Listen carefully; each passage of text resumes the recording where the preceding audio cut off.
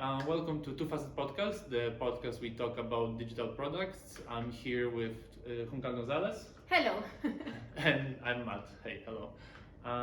Today we're gonna be showing you our screens, so it's gonna be a bit different format Yes. than usually.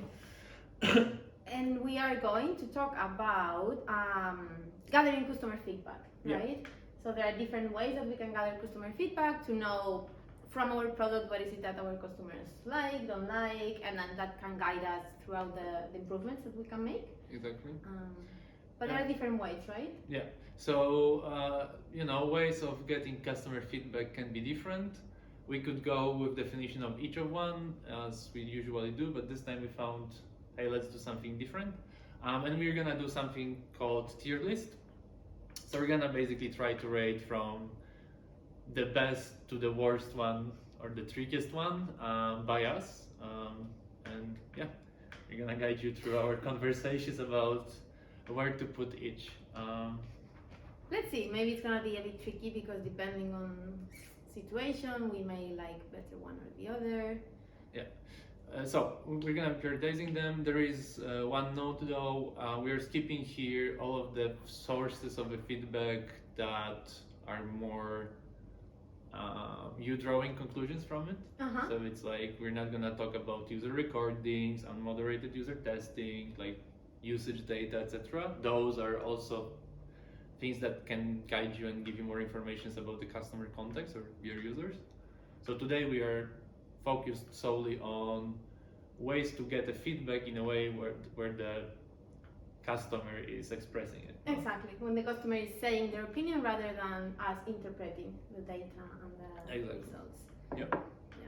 So where do we want to start? Okay, so we have here our board, and yes, so just for the ones who this is the first time they see this type of board, we are going to rate all the ways of gathering the feedback from the best one, that would be at the top, and the worst one would be at the bottom. Yep. So from S tier to F tier. Exactly. So Where do we want to start? Which one do you want to pick first? Well, I personally like user interviews. Let's start with that one. Okay, let's start with user interviews. One-on-one user interviews. Where Yes. would you put them? Okay, so one-on-one user interviews is basically talking with a customer, and I really like this one because you can ask questions to dig deeper, right? So you can get more understanding the why someone is saying something. You can also read some body language, so you get extra information. So I don't know, I would put it in the. It is true that it has some downsides, but let me put it on the A. We can move them later, Yeah, right? yeah. Okay. I hope the priority gonna change. I would put it on the A. Okay. And what downsides of the user interviews would you? Downsides, I would say that it takes more time to gather the information, right? Because you need to recruit the people, spend the time with them and stuff. That would be one downside. And as well, if you don't do them, like a lot of them, you can get biased, right? You talk to one customer and it's like, oh, this is what our customers want. Yeah. But it makes just the opinion of one person. Yeah. So yeah. That's one. And then the other thing that is easy to get to with the user interviews is, asking people about opinions and not actions. Yes. So That's true.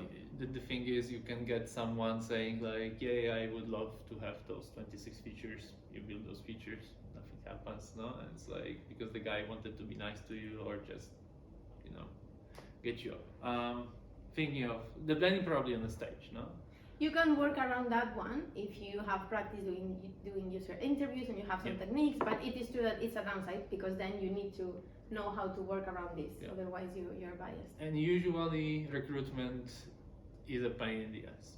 It is, depending on the, You can build a nice structure and then it starts working and I saw it, but then starting with it or doing it ad hoc is always like, takes some time, no? And depends the type of user. So if your public is general public, then it's easier. But if you need, doctors or finance people or recruiters from high level HR or something, then these are people who are, who don't have a lot of time to spend with you. Yeah, exactly. Okay, but I would say, that's still one of the best ways to get an actual customer talk to you is user interviews. So for now, let's keep it in the A tier. Good. Okay, so I will take NPS. That now my time, and I would say NPS is actually for me like maybe C if I have good day. Okay, why? Yeah, I do have a mixed relationship with NPS. So there are a lot of nice assumptions there that sound nice and kind of make sense. No, it's like you ask your customers about how probable it would be that they would recommend product of yours to a friend, which assumes a word of mouth is the one of the biggest drivers, and you should be driving that one, no? But is it really? I mean, that's the problem I have in my mind, no? That's like, is it a question that's gonna be the most important for you of probability of someone else telling about your product to someone else, no? Yes, and should it be anyhow key indicator? That's the trick, no? A lot of times I see key indicators like NPS in key results, etc. No, we're gonna grow NPS, and then it's a bit broken because of that assumption. And then the other thing is the nature of NPS itself is like you should ask this question once every now and then to the customer. You should not be asking that every week, no? It should be like you ask it one and then you wait 6 months, no? Oh, okay. So things like this. So it's like that doesn't make much sense because you're not asking the same people, no? If you're measuring that in a quarter or whatever, you're not asking the same people twice or whatever. So hard to see any change, no? Okay. So, but it is useful, no? I'm not saying it's completely not interesting to gather. Yeah, but it's useful when you have a lot of data. So I do find NPS nice when you have like a trend. Okay. So you have a strong information about like for the past few months, this is our trend, no? And we see like characteristics of it, and it's fairly stable or stable by going one or another direction or being flat, no? But it's at least stable and you know what to expect from it. That's great because if you really break something, you will see it going down. You will not know why. You will see but you will see there's down. a problem in some part. It could be problem in the product, it could be problem in operations, it could be somewhere, right? But something is wrong, like as an indicator. And usually, since you're asking fairly new or customers, but you ask them like, you budget them. So it's not like I'm asking all of my customers today and then I'm gonna ask everybody again in 6 months. No? You try to spread it through the whatever time you have, no? So then you will have some new people, some older people. So if there is something very bad or very, very good, you're probably gonna notice, no? The change. But it's not good in terms of, hey, we will develop this feature and let's see if that's gonna bring better net promoter score of our product. Okay. And it doesn't give you immediate feedback, like unless it's the feature you're building is like send invite to a friend, no, for $20. Then the NPS gonna grow because people gonna recommend. Yes, of course. It's a recommendation. Yeah. Okay. So it kind of makes sense probably in like B2C startups. And you also need quite a few amount of users, right? Like if you're a small starting company, maybe. Then just talk to those 5 guys. Exactly. Don't send them survey asking about stars. So that doesn't make much sense. Okay. So looks like C works for me. I agree. Yeah. Let's see. So now. So what about if we compare this one with the CSAT? Okay. So where would you put CSAT, it's very similar. I don't know where I would put it because it's very similar, but it's more like short term, right? You're asking about the experience in the moment, the user, if they use like a service or something at that moment, how it was.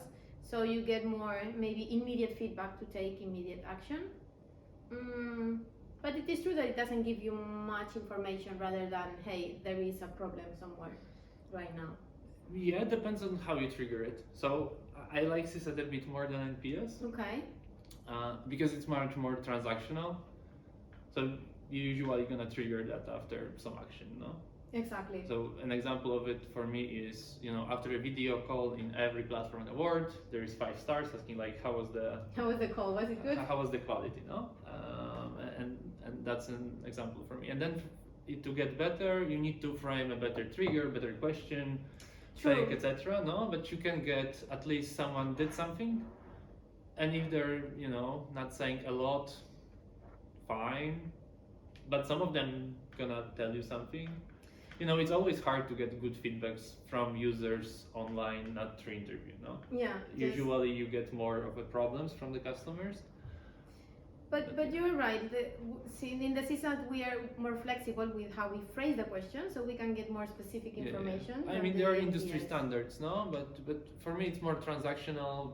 You usually can trigger that more often. Of course, no? Be super cautious if you're a SaaS company. After the main action in your product, don't ask the customer each time they like it. Yes.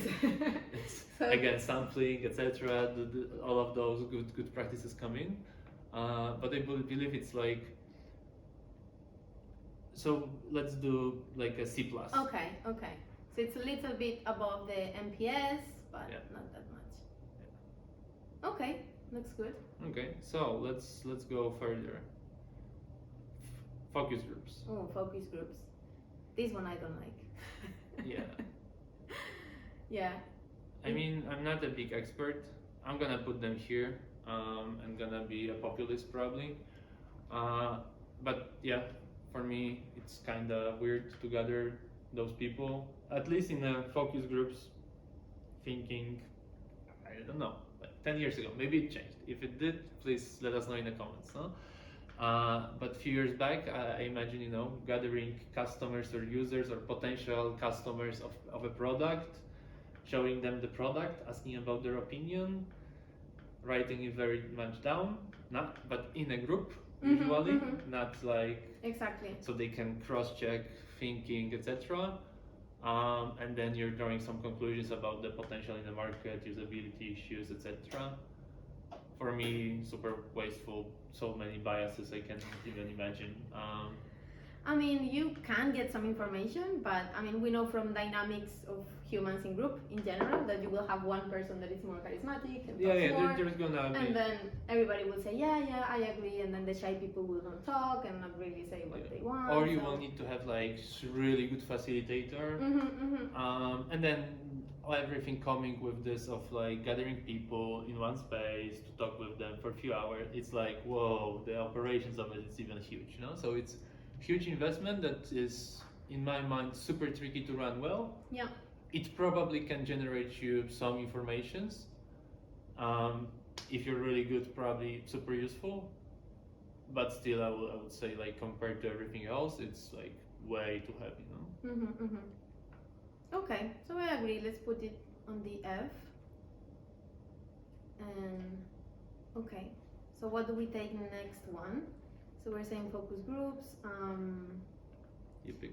What about this one, moderated user testing? So Interested. this one would be, so this is similar in a way to the one-on-one user interviews, but on the one-on-one user interviews you would have more like conversations with the user about their problems, and in the user testing you will actually be seeing how your user is using the product, right? Yeah. So there is a benefit over, actually I think for me it's even better than user interviews, depending on your goal of course, but in the user interviews the user is describing their problem, describing what they want, but in the user testing you actually see the problems that they're having, see what they don't understand, see what they struggle, so it's more realistic information maybe. Yeah, true. Of course, sometimes you cannot do user testing if your stage is we just had an idea and we need to validate, then sure, you're just gonna do user interviews. But yeah, whenever I can, I do prefer user testing. In this case, we are talking about moderated because we made this hard rule about feedback where the user expresses it. We do have someone talking to the customer with a scenario. But yeah, same goes for unmoderated user testing. So if you give a user like a scenario or a task and ask them to do it in your product and you can observe it somehow, usually it gives you a lot of information. If you can have a person talking to you, that's even better. And for me, this is moderated already. So it's not moderated in a way of like, please click now here, and then I'm looking at how you click. It's more like, oh, okay. So please keep telling me what you're seeing, why you're clicking things. I'm just gonna be here listening. Then it's really eye-opening a lot of times. Exactly. Okay, so we leave it at the very top. Yeah. So far, I like it the most from the things we had. Okay. So where to go next? Let's put Customer advisory board. Okay. Oh, it goes up already. What to think about them? So I'm gonna be scrolling here because I'm not sure about the position. Okay, so what is customer advisory board? It's Let's put it on the side for a second. Okay. And discuss about it. So customer advisory board. Basically, you take your customers, you give them shares, money, or I don't know, free product for a lifetime, and in exchange, they basically help you out with product related things to customers, no? So you can go to them, talk about like, hey, this is the roadmap, will it make sense? Or will it not? Those are the features or the problems we are thinking about. And you try to use the customers for it. One tip I have for it is usually you signing a deal with such a person. So it's a regular contract, you have like amount of hours to spend with a company as the part of the advisory board, you get some benefit of it, and it's time bounded. So both sides can keep win-win, no? So as long as it works for you and you keep giving good informations, amazing, we are working, no? But if after 3 months we figure out, hey, this doesn't work, then better to cut it, no? Okay. One possible downside I see from this one is that you may be targeting just one type of customer from all of the type of customers you have, so targeting needs to be good. You need to catch few of them, and they should be an experts in a domain, no? Yeah, but also meaning that, just thinking out loud, the type of person that will accept this, it's maybe like someone who really likes, I don't know, technology or to give opinion or things like that. So not all the type of opinions you may gather, no? There are hacks. I mean, like you can sometimes, convert someone that would be a bit more away from technology day to day, etc. No, just by selling a vision and a mission to the person, no, because it's kind of like a consultant or an employee to some extent. So you can be better at recruiting, but it's, as you say, it's kind of easy to bias yourself to find like the power users or the most vocal people, pay them money and keep them telling you stuff, no? So it can be dangerous. I would say somewhere around CSAT. I was thinking more like closer to user interviews, because if that's the downside, if you don't do the proper recruitment for user interviews, you also can have that problem, right? So True. But well. So let's do like a B+. We're inventing new levels in the middle. Yeah. Because so for me, the biggest plus of the customer advisory board is those are usually your customers. If you did recruitment nice, things that they're telling actually give benefit for them, no? If you close the feedback loop and you actually build or take in consideration their feedback, and you have like 8 hours a month guaranteed of talking to customers. So it's better than I have nothing, no? Or I need to recruit a customer every time I want to ask a question. Yes, you don't have all the recruitment process and know who I call. Or you have 10 customers and you want to scale into 100 in a given year. Probably taking 2 customers as advisors for you may help, no? That's why I would say B+. It is for sure much better than CSAT in like early stages or like deeper discovery. No? If you want to do a lot of discovery, then you have people with time for it, and they know the context, but at the same time they're not really in a company, so it can be faster, no? So some kinds of ideas can be challenged much faster this way than going to actual customers, no? And then explain them some current concept with all of the concept from where are you coming from.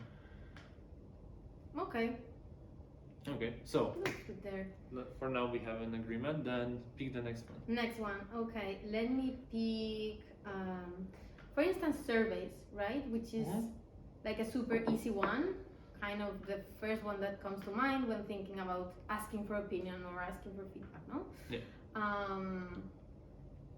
But surveys, for me, the downside of surveys is that they need to be very well done. Like the questions and also the analysis of the questions, and also we need to think that the user will just fill them up super quickly in like 1 minute that they have. So it's not, sometimes it may not be like very well thought through, and it depends on the moment that the user opens the survey. Yeah. So I'm not sure, maybe like similar to NPS or even lower. I would say a bit lower. Even lower. Yeah, just Sure. because I saw a lot of misuse of surveys. Okay.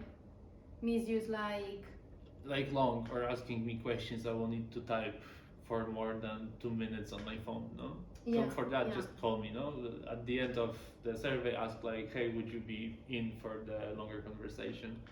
But usually surveys is, not usually. The bad uses I saw were either too long, so the CTR gonna be Yes. hell, or triggering is weird, so you see like a pop-up in the middle of your buying, and it's like, no, I will not answer research questions right now. Yeah. So timing is important, design of a survey is important, questions are important, because Yes. then if you don't do them really well and the customer doesn't understand the question the way you understand them, results are, oh, everybody clicked other option, no? This is super common, and then you read the answers and you're like, oh, I think the user is referring to this thing, which is not Yeah. what I am asking. So you need to reinterpret the things Exactly. again and again. Yeah. And as with NPS, you need time, and it's like, sorry, I lost it. Sorry, but costly. You need scale. That's the thing that I was looking yes, for with yes. the NPS. No, so if you're sending a survey to 10 people, try to call them really and survey them, talking to them, than through using any software for serving service, etc. Usually it works with a scale, no? Because you want to compare percentages, and it's like if 2 people means 20%, no, it's like doesn't make much sense. It's nothing, exactly. Yeah. So analytical. So surveys are great if you can have a lot of data, and then based on that data, you will want to have like standardized answers, so you can analyze them statistically, no, and see Yes. about statistical answering and etc. No, not about, oh, I want now to ask a lot of interview questions and see open answers from the customer now. Yeah, so it's not very good for qualitative Yeah. answers and data. And a lot of people, even if they use it in scale, just make it too hard, no? The It's like- questions yeah, and, yeah, and or- hard to answer and Or all that. long, no? So Yeah, it's like, super long, super long. So one tip if you're doing them, because I wouldn't say any of the things that are here, do all of them if they work for you, no? But one tip for surveys is really like try to be short and try to build like a logic of a survey in a way that you know customers you want to talk with and not to, or less, and then try to catch them at the end, no? Because you know which path they took, and it's like, oh, so this person is gonna be this model, okay? Do I want them now to be recruited, or now I'm looking for customers that do this, so for them try to do that at the end of their path. It's like, okay, thank you very much for the feedback, would you like to give us more? And then convert them into interview or whatever, Yes. no? Yes. Or send them an email with 70 questions, probably they're gonna answer it. So you will be excited. So who's now, me? Yes. Hard. I will say sales. Sales, meaning sales people, right? Yeah. So people trying to sell to the customer, and feedbacks expressed in a moment of closing a deal or when you need to pay. I mean, these are very valuable feedback Yeah. because they are real reactions to the product and why they want to pay or why they don't want to pay. It is true that maybe some of them could be not, I mean, they could be excuses because you just want to get the salesperson out of the way, so they may not be super truthful, but most of them may give you very valuable information, I agree. Yeah, or at least give you some like guidance where to go, no? So it's like, okay, we are failing at this, let's dig deeper, no? Let's send the research team or someone that feels like is about to do user interviews, and then dig deeper into the problem with. It's normal in some industries to call customers you lost to ask them like why, no? And Why? do research on this one. Usually it doesn't work in your first 10 customers, but it is doable, no? I would say A tier. I would love to say S tier, because this one for me is the best. If you can get the sales feedback, you have a feedback directly from people that were forced to either buy or not, and they made decision of yes or no. So there is a lot of good feedback there. but it is one of the hardest ones to get. Yeah. Because usually if you have sales in a company, they're gonna be the most busy because they're trying to sell and they're working and closing the deals and leads. So they're better time spent with the customers, and usually you're gonna go from one customer meeting to another customer meeting. So there's also not much time to debrief, etc. But if you can build architecture and it is buildable, then it's amazing feedbacks and really direct, and those can drive you.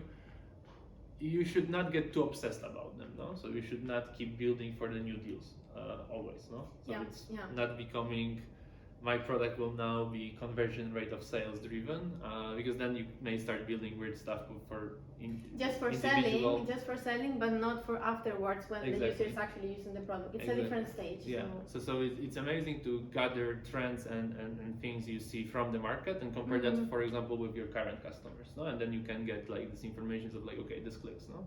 So our customers say this is that. Maybe we should change the sales pitch or whatever. So this can really be very tactical and fast, but really hard to get. So a tip would be preparing some noting system. Like there is the MAM test book, right? And then the guy proposes like very good noting techniques on how to note down some expressions or some feelings of a user or a customer on sales meetings. So it's fast, easy to debrief. They doesn't need to keep a lot.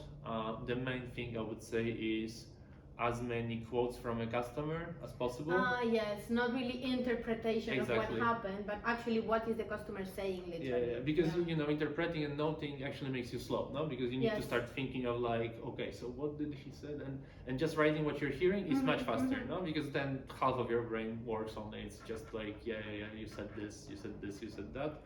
And then once the product team hits that, gets that information, I do believe it's super valuable. Yeah, and then interpretation can come later. So, as good as user interviews, or now it's gonna be tricky. As good as user interviews. One-to-ones. From product team perspective, no? I mean, because from company perspective, I do believe, sales for sure, but from product team? The thing with that for me makes better user interviews than sales is that user interviews you can design the questions, design the information that you want to gather, and the sales, the information is based on trying to make the sale. So it's more restricted information, let's say. So maybe B+. Okay. I'm interested in it is interesting map, I need to admit. Okay, so who you, right? What else? Now it's me. So similar to sales, we also have customer facing teams. That would be teams that help the customer when they have like a problem, or especially customer success teams. So their goal is to make the customer successful using our product, basically what the name says, right? So helping them learn how to use the features, learn which features are the best for them, so they can use the product just for them. So, and of course they have a lot of also feedback. Check in with the customer regularly, check in if everything works, if they are using new stuff or maybe it doesn't make sense, etc. No? If the business for the customer is growing with your product, basically. No? Exactly. If that's your promise.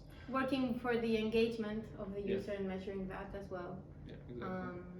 So this means they have a lot of feedback because they're constantly talking with the customers, and then the customers will have complaints and ideas of things that they don't have, things they would like to have. So there's a lot of valuable feedback. So maybe, I don't know, I think it's good feedback here. I'm not sure if I would put it as high as user interviews. Because a lot of time, the way the customers are giving the feedbacks are very much in a form of a solution, right? Like, oh, why I don't have here a button to filter, right? And then it doesn't allow for a lot of room to really understand the need that is behind. So that's for sure. For me, the other downside is the key result that usually customer success team is gonna have. This one is engagement of customers, which is a very good one, and then the other one is gonna be churn protection. No? So you talk with them because you don't want them to churn. Which, if someone is churning and has very urgent feature requests, will end up to you as a feedback from customer facing team, and probably they're gonna add some urgency to it, no? Because Mm-hmm. well, that's their goal, not to protect that customer from churning. And if you are the solution by building a feature, please build me a feature. No, I'm here to make a customer successful, which is not always a good thing, no? Because sometimes you may have a customer that's just a mismatch for you, and you don't want to build that thing. Yeah, no? yeah. So basically, it's a bit biased based on similar to sales in a way. Yeah. It's a bit biased because they have different goals Yeah. to meet. So But I would still keep saying this is probably a good one. yes, and because also they have a lot of information on how the user actually uses the product on Yeah. a daily basis, like the small problems they have on a daily basis. Yeah. So okay, looks good. Okay, so I will take now online discussion forums. Okay, online discussion forums. Okay. So we're talking about Reddit here now. Yes, and maybe for bigger companies they have their own forums where you can Yeah. post questions and like, hey, do you know how to do this in the product? And then other users can send you advice. So like this, you can also see if there are kind of needs for the features, right?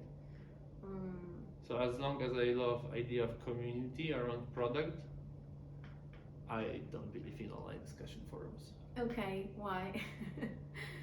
So if you don't have community around your product yet, then who cares?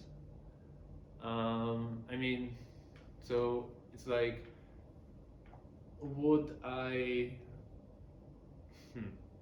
don't want to sound or trigger anybody on Reddit now, but is Reddit the source for me of like, if I would build a new startup and I'm not targeting Reddit users or general public, would I ask for informations there?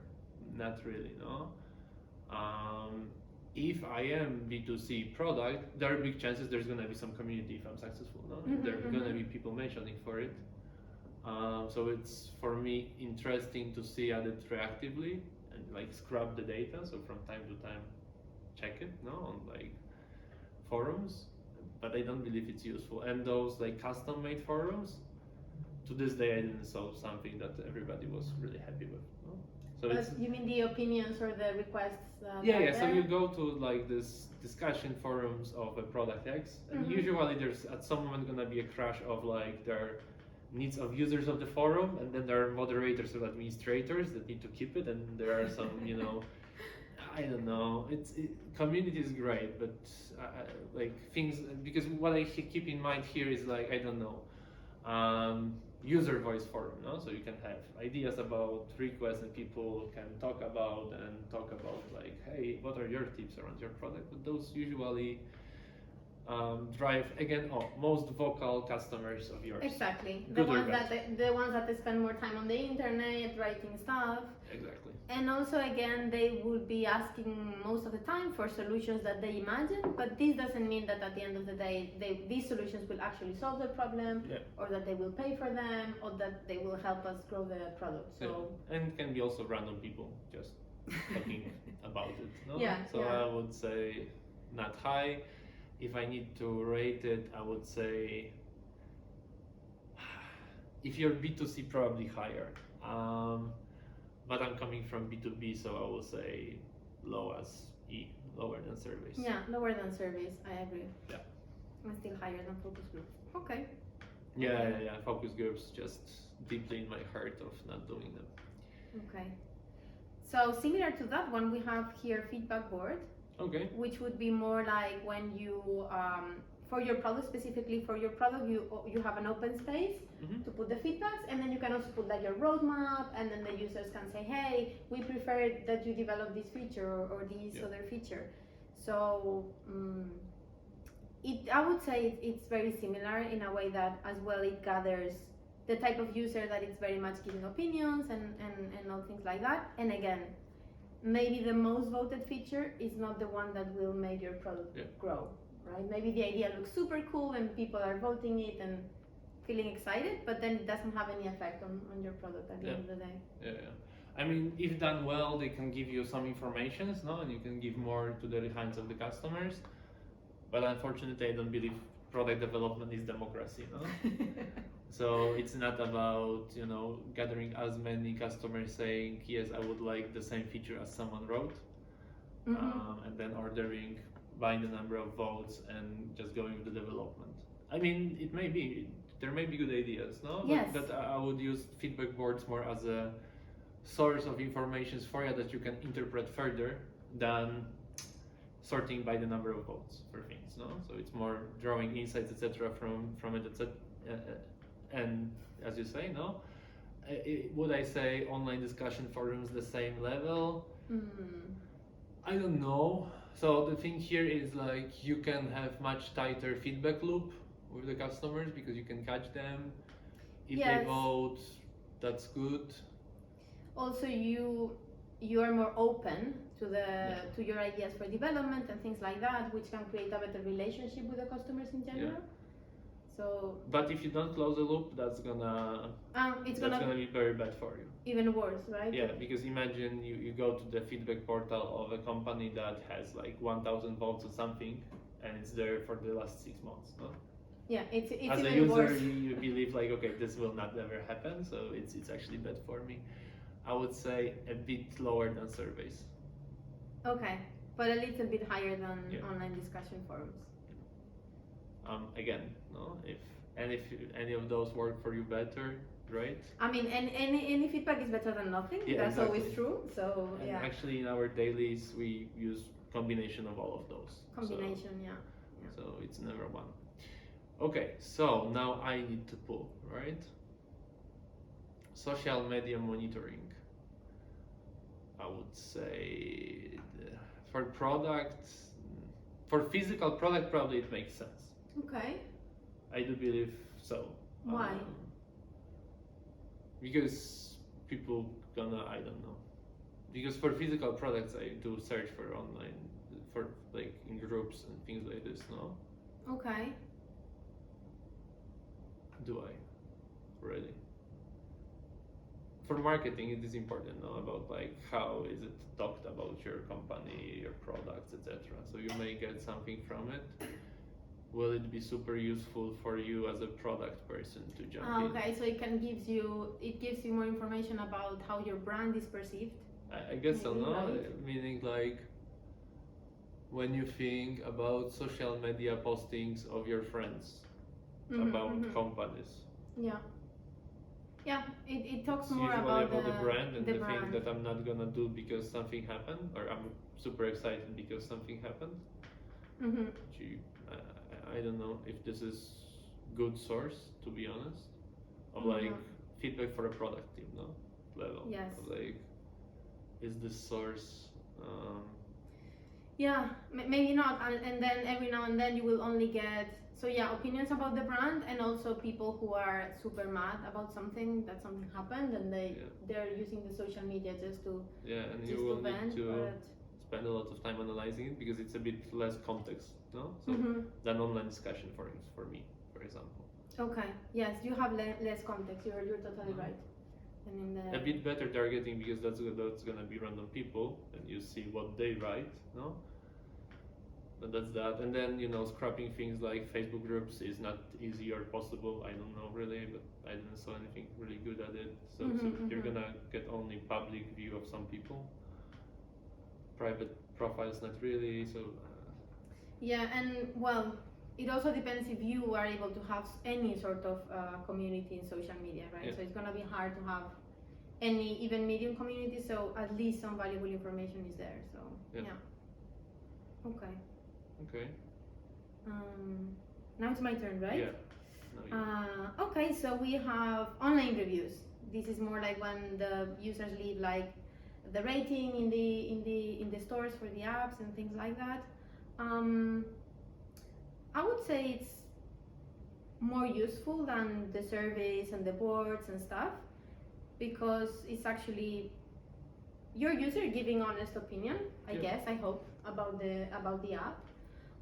It is true that it can happen that if you don't have like a good support channel, at the end of the day, it's only problems that are reported in the online reviews, and they are not really reviews. They are not actually describing the value of the product. But In general, the user would be there describing the value of the product to recommend to others. So then you can see what they value the most, what they're missing. So That's yeah. true. I would say one downside, which is a bit shady, but let's open those doors. You know, especially when it comes to app stores, majority hacks opinions, and it's not by buying opinions. It's more like your in-app experience. So you're gonna ask user about opinion more often when finishing like the main action for the second time. Yes. You will rephrase of like, do you like our app? No, okay, write us a feedback, but you don't actually link to adding opinion screen, no? But if they click yes, you drive it, no? True. It's connected with SEM, so search engine, like App Store, SEO for App Store, basically, no?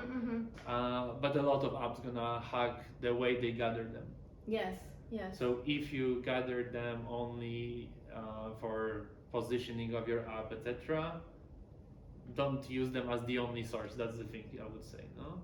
But there are things that there are like opinion websites, not name of any I don't know right now, where people actually randomly just write like review pilot. Yes. I don't know if I trust them. No, we all know about bots and agencies and things like this. But if you can find some opinions on websites that you didn't trigger the user to write opinion on, I believe it can be useful, no? Yeah. Okay, so the way we should take this information, we should also be super careful on how we are gathering it, right? Yeah. So the flow for the user to input this information would be important for us to interpret that. Yeah, I mean, you know, if you have scale of online reviews that are not manipulated by you, fine, no? Yeah.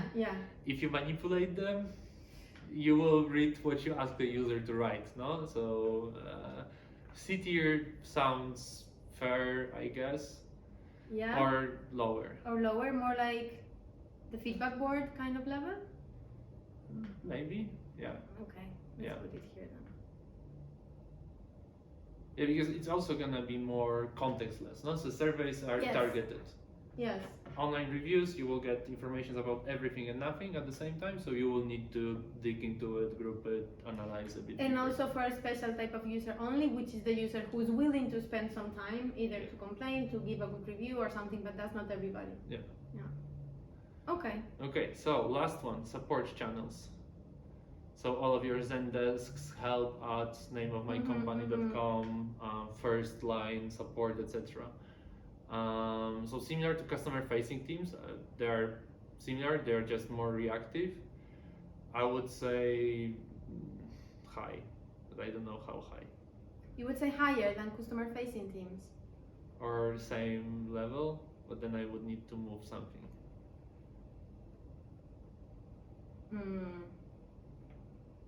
Zero. Okay, that's a good hack. So let's say the same level as those. Okay. Same level, even if they are more reactive than the customer facing teams. Yeah. Okay. Yeah, but if you can group what's coming from them, it's actually very good, no? Because it's like, okay, bugs in the software are gonna happen all the time. Yes. Well. But if people start calling you, okay, your early notice systems already didn't work, people are calling you, so next wall that's gonna give you any information is a support channel. So if you have good relationship there and they can provide it in a nice form, they're gonna be good signaling team for you, no? So if anything bad happens, they're gonna know first. Yes. And not only if anything bad happened, but probably maybe the most used features, right? So you will see more. All of the workarounds, so if you keep digging deeper with them, you start finding, oh yeah, we tell this customer to, you know, jump 3 times, walk around and click the button 3 times if this happens. And why? Because it statistically seemed to work and they closed the tickets. So we do that, no? And so you start seeing workarounds. And again, if you zoom out and start grouping this, I do believe you can get to, okay, so this is why the customers need it, solution, whatever, no? But actually from the workaround, it's better to understand what you wanted to achieve than from a built feature for the user, no? Yes. So yeah, support channels, I would say similar. The trick is like, I don't know if I would not move sales lower. Why? Just because it's usually harder to get. Yes, the support channel And is customer much facing teams, easier. it's much easier to get.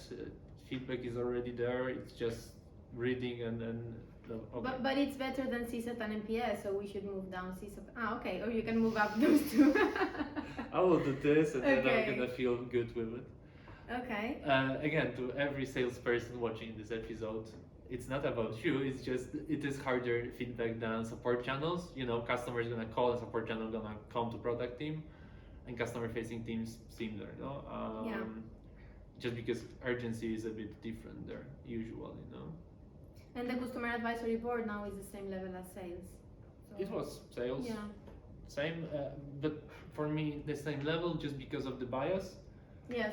True. So I want you to buy something from me, so you may be lying to me, or you are a customer of mine and you want one feature very much. You're right. It's a type of situation and type of customer specifically. That can be a bit trickier, no? Yeah. Again, depends very much on your stage. If it's first sales, just talk to your customers and sales. You don't need to think about support channels yet. There's like 5 customers, just support them. So as we were saying, it's always a combination.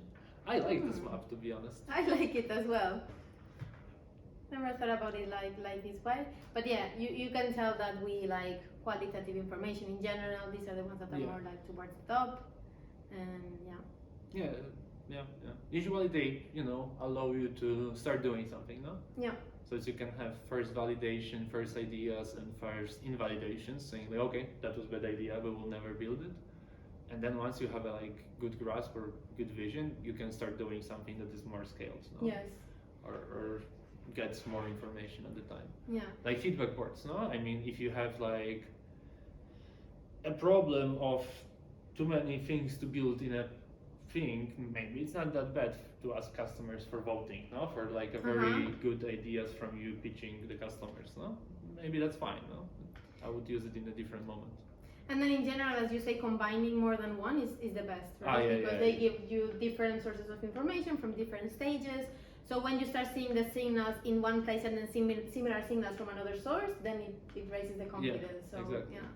Otherwise, well, you're trusting one source, no? Like just with a survey, and now we know what to build. Well, it would be better to survey with interviews and then maybe talking to sales, so you combine like exactly. a few sources.